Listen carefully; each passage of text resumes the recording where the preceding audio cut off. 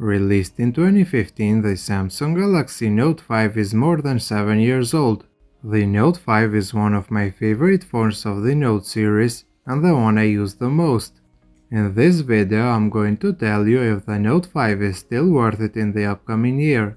This is the Samsung Galaxy Note 5 in 2023. The Note 5 is the first of the series to have a premium glass and aluminum design, and after more than 7 years it still looks and feels amazing. I used this phone every day for a couple of years, and during my usage it gained a lot of scratches all over its body. Even though I dropped it many times, it still didn't break, and for that I am very happy.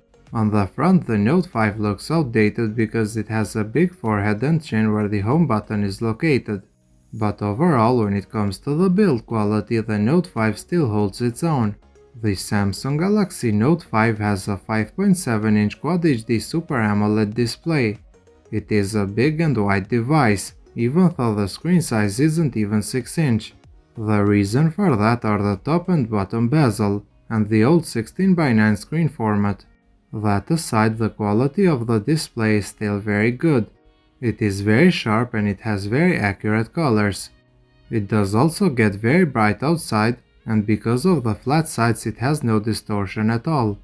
Overall, I am still very happy with the quality of the display found on the Note 5. Sure, it has only a 60Hz panel, but that's to be expected since it was released before 120Hz displays became a thing.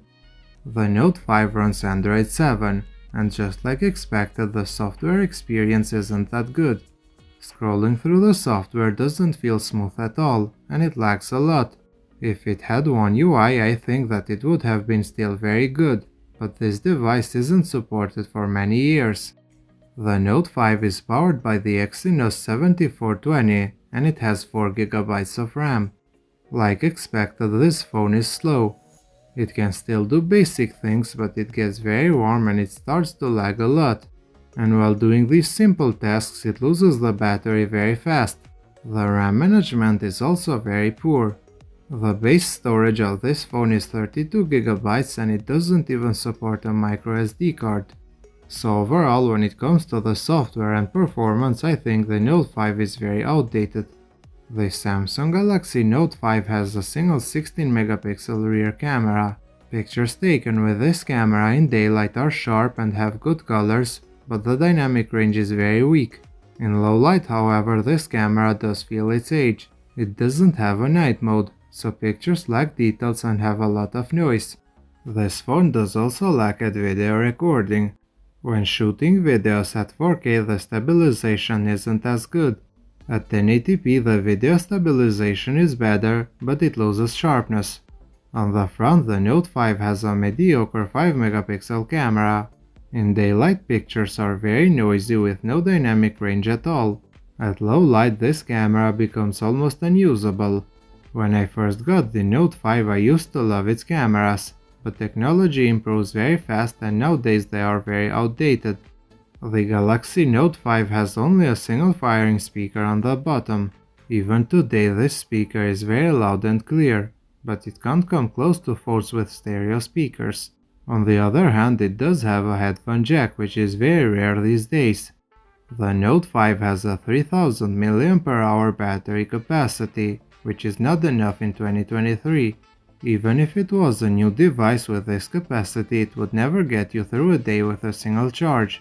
Since this device is used for a long time, it barely lasts me half a day with light usage. For charging, it uses the old micro USB port, and it supports up to 15 watts.